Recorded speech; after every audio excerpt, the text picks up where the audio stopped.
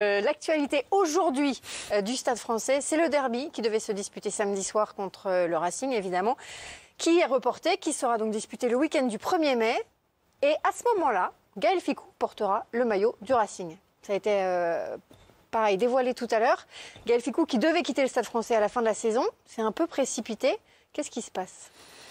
Alors, c'est pas sûr que Gaël portera les couleurs du Racing quand on jouera contre les Ciel et Blancs, puisque voilà, dans la discussion qui a eu lieu avec le Racing et avec Gaël qui souhaitait être libéré de son contrat de manière anticipée, dans un premier temps pour la saison prochaine et puis maintenant pour rejoindre le Racing dès maintenant, puisqu'il y a eu un changement dans la réglementation avec la possibilité pour les clubs de recruter un joker médical jusqu'à la fin du mois d'avril. Vous faites partie de ceux à la Ligue qui avaient pris cette décision ou pas ? Oui, je l'ai voté, oui, je l'ai voté. Ne sachant pas forcément ce qui m'attendait. Mais voilà. Donc probablement, Gaël Fickou ne disputera pas le derby, mais il y sera à ce moment-là. Il part là rapidement. Oui, il sera au Racing. On ne va pas aller contre la volonté d'un joueur, si vous voulez, qui a émis le souhait. Et voilà, enfin, le discours, les discussions avec Gaël ont toujours été très clairs. Donc il est venu trouver Gonzalo il y a 2 jours en lui posant la question de la possibilité d'une libération encore un peu plus anticipée pour rejoindre le Racing. Donc moi, si vous voulez, sur le fond, je ne vais pas aller contre la volonté d'un joueur. Je trouve que c'est contre-productif. Ce que j'aurais souhaité, c'est peut-être qu'on puisse quand même jouer ce match et qu'ensuite la décision soit prise. Après, je pense que tout le monde a été un peu pris de court par le timing. Bien sûr. Il y avait la volonté du joueur de l'annoncer à ses coéquipiers, ce qui est plutôt dans le sens d'un bon état d'esprit. Et malheureusement, après coup, la décision de la Ligue nationale de rugby du report du match, voilà, qui a amené un peu ce fiasco.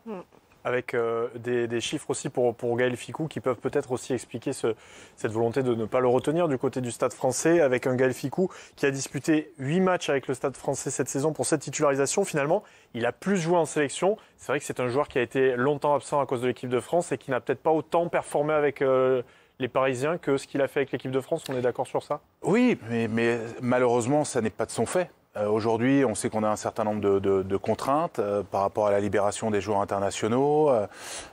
Donc ça pose, si vous voulez, cette discussion qui doit intervenir aujourd'hui sur la construction d'un calendrier qui soit peut-être davantage équilibré entre le temps que ces joueurs internationaux vont passer avec l'équipe nationale et avec le club. Ouais. Et là, on se rend compte que vous avez des clubs qui payent des salariés, des salariés performants, comme c'est le cas de Gaël, mais qui malheureusement peuvent de moins en moins les exploiter. Et ça devient un réel souci. On entend cet argument, évidemment. Néanmoins, la fenêtre internationale est terminée. L'équipe de France a terminé son tournoi. Il n'y aura plus de match concernant l'équipe de France. Gaël serait à disposition. Gaël Fickou serait donc à disposition totalement du Stade français. Oui. Et pourtant, aujourd'hui, voilà, il quitte le Stade français. Oui, je vous l'ai dit. Après... C'est assez étonnant. Vous comprenez un peu la difficulté pour certains d'entendre ce qui se passe, de comprendre ce qui se passe. Absolument. Ouais. Après, il faut aussi se mettre à la place du sportif, du club.